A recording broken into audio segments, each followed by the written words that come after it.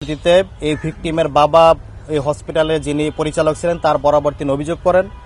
অভিযোগের ভিত্তিতে তাকে সেই হসপিটাল থেকে ঢাকাতে রেফার করে দেওয়া হয়। ঢাকা পঙ্গু হসপিটালে আসার পরেও সেখানে তিনি 5 দিন চিকিৎসাবিহীন অবস্থায় সেখানে পড়েছিলেন। এই 5 দিনে তার পায়ে ক্ষত ধরে যায় এবং তার পা থেকে দুর্গন্ধ বেরোতে থাকে। পরবর্তীতে 7 দিনের মাথায় ডাক্তারের পরামর্শে তার পা কেটে ফেলা হয়। বর্তমানে তার একটি পা কেটে ফেলা হয়েছে এবং সেখানে কৃত্রিম পা লাগানো হয়েছে। আর সেখান থেকে তাকে মামলা দিয়ে তাকে কারাগারে পাঠানো হয়। বর্তমানে তিনি 25টি মামলা মাথায় নিয়ে তার দিনাতিপাত করছেন। দ্বিতীয় অভিযোগ আমরা দায়ের করেছি আমাদের ভিকটিম আব্দুল করিম ভাই। আব্দুল করিম ভাই আমাদের পাশে হুইল চেয়ারে বসে আছেন।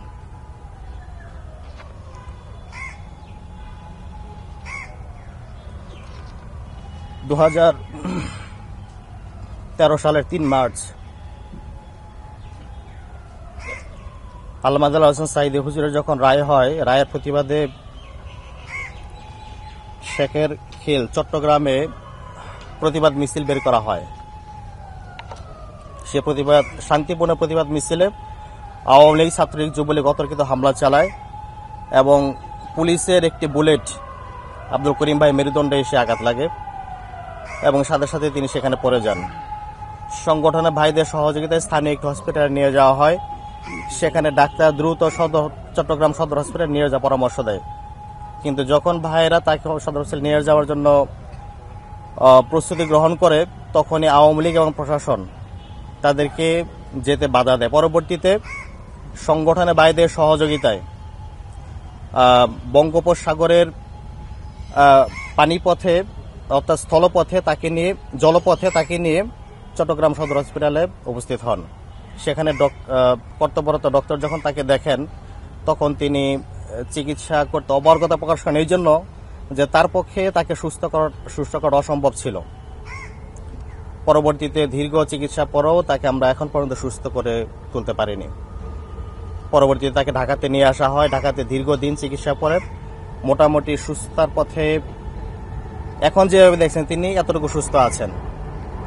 চরম বাস্তবতা হচ্ছে যে এই ভাইটা 11 বছর যাবৎ ঢাকাতে একটি হসপিটালে চিকিৎসাধীন আছেন এখন পর্যন্ত।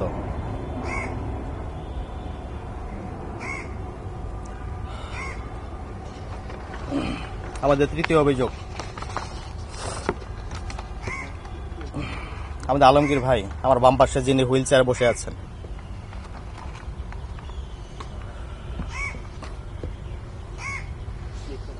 ফেব্রুয়ারি 2013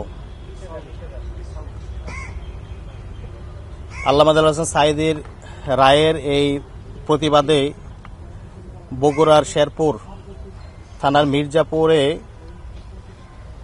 মির্জাপুর বাজার থেকে তারা একটি প্রতিবাদ মিছিল বের করে। সেখানেও এই পুলিশ, আওয়ামী লীগ, যুবলীগ এবং বিজিবি সম্মিলিতভাবে তাদের উপর হামলা চালায়। এই হামলা ফলশ্রুতিতে পুলিশের একটি বুলেট আমাদের এই ভিকটিম ভাইয়ের কানে গিয়ে আঘাত করে। মুহূর্তের মধ্যে তিনি সেখানে পড়ে যান।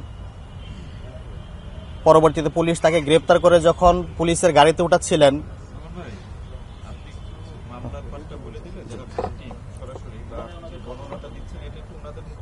আচ্ছা আমি একটু শেষ করে পরে তাদের কাছে আপনার পয়েন্ট জেনে নিন, ঠিক আছে? পরবর্তীতে যখন তাকে পুলিশের গাড়িতে উঠাবে, সেই মুহূর্তে আওয়ামী লীগ এবং যুবলীগের যারা ছিলেন সেখানে পুলিশের হাত থেকে তাকে কেড়ে নিয়ে তার উপর অবর্ণনীয় নির্যাতন চালায়। আওয়ামী লীগ, ছাত্রলীগ, যুবলীগ যারা ছিলেন তাদের হাতে হকি স্টিক, তারপর আগ্নেয়াস্ত্র, এগুলো দিয়ে তার উপর অবর্ণনীয়ভাবে হামলা চালাতে থাকে। এক পর্যায়ে রান্দা দিয়ে তার দুপায়ে দুটো কোপ দেয় এবং তার মাথায় হকি স্টিক দিয়ে আঘাত করে। ফলশ্রুতিতে সে সেন্সলেস হয়ে পড়ে যায়।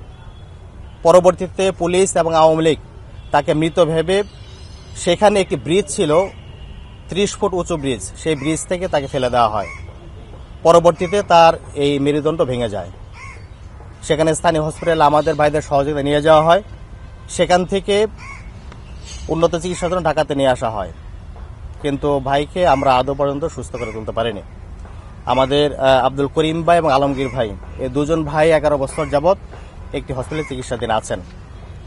আরেকজন ভাই যিনি আন্দোলনে আহত হয়েছেন আমাদের মিশু ভাই আছেন আমার পাশে দাঁড়ানো। 2022 সালের ঘটনা 24শে ডিসেম্বর নোয়াখালী মাইজিতে ঘটনা ঘটেছিল। একটি জামাতের বিক্ষোভ মিছিলে তিনি অংশগ্রহণ করেছিলেন। পুলিশ সেখানে একইভাবে তাকে মানে মিছিলের উপর হামলা চালায়। পুলিশের গুলিতে তার একটি চোখ নষ্ট হয়ে যায়। আমরা উন্নত চিকিৎসার জন্য চেষ্টা করছি, কিন্তু ডাক্তারদের বক্তব্য অনুযায়ী তার চোখ আদৌ ভালো হবে কিনা এটা আমরা সংশয়ে আছি। এই 4 জন ভাই আমাদের অঙ্গহানি হয়ে দিনাতিপাত করছেন। আমাদের নেক্সট হচ্ছে 3 জন ভাই, 2 জন ভাই মিসিং হয়েছিলেন, তারা ফিরে এসেছেন। একজন ভাই এখনো মিসিং আছেন, যাদেরকে আমরা খুঁজে পাইনি এখন পর্যন্ত। তো 5 নম্বর অভিযোগ হচ্ছে 14 জুন 2017-তে সাইফুল ইসলাম তারেক ভাই আমাদের এখানে উপস্থিত আছেন। সাইফুল ইসলাম তারেক ভাই আছেন? সাইফুল ইসলাম তারেক ভাই, যাকে 14 জুন 2017 তার নিজস্ব বাড়ি রাঙ্গুনিয়া থেকে গ্রেপ্তার করেছিল র্যাবের পরিচয়, সাদা পোশাকে র্যাবের পরিচয় গ্রেপ্তার করে নিয়ে গিয়েছিল। সেখান থেকে রাঙ্গুনিয়া র্যাব ক্যাম্প, তারপরে সেখানে 59 দিন সেখানে রাখার পর নিয়ে আসা হয় উত্তরা ক্যাম্পে। উত্তরা ক্যাম্পে 2.5 বছর রাখার পরে তাকে পাঠিয়ে দেওয়া হয় 2019 সালে ময়মনসিংহ র্যাব ক্যাম্পে। সেখানে একটি মামলা দিয়ে ফুলবাড়িয়া থানায় পাঠিয়ে দেওয়া হয়। তারপরে 10 মাস কারাভোগের পর তিনি আমাদের মাঝে ফিরে আসেন। 6 নম্বর অভিযোগ হচ্ছে আমাদের নুরুল আমিন ভাই, তিনি আমাদের মাঝে উপস্থিত আছেন। নুরুল আমিন ভাই, তাকে ভাটারা, তিনি তৎকালীন ভাটারা থানা সভাপতি ছিলেন।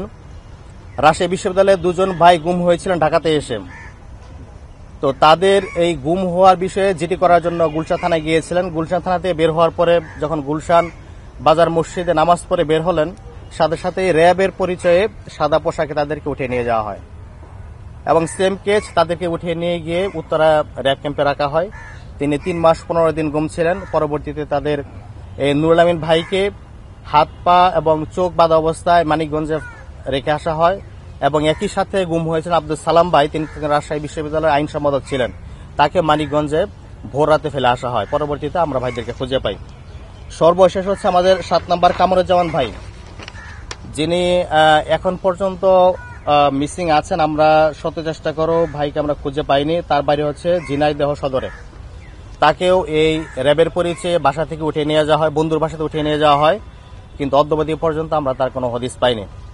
এ ছিল আমাদের 7টি অভিযোগ। আমরা ট্রাইব্যুনাল অভিযোগ দায়ের করেছি। আমরা আমাদের অভিমত, আমাদের প্রত্যাশা ব্যক্ত করেছি যে যারা এখনো মিসিং আছে আমরা তাদেরকে ফিরে পাবো। যারা এই ফ্যাসিস্ট আওয়ামী সরকারের নির্যাতনের শিকার হয়েছে, যারা এই ভায়োলেন্সের সাথে জড়িত ছিল, তাদেরকে শাস্তির আওতায় নিয়ে এসে এই ট্রাইব্যুনাল ন্যায় বিচার প্রতিষ্ঠিত করবে, সে প্রত্যাশা আমরা ব্যক্ত করেছি।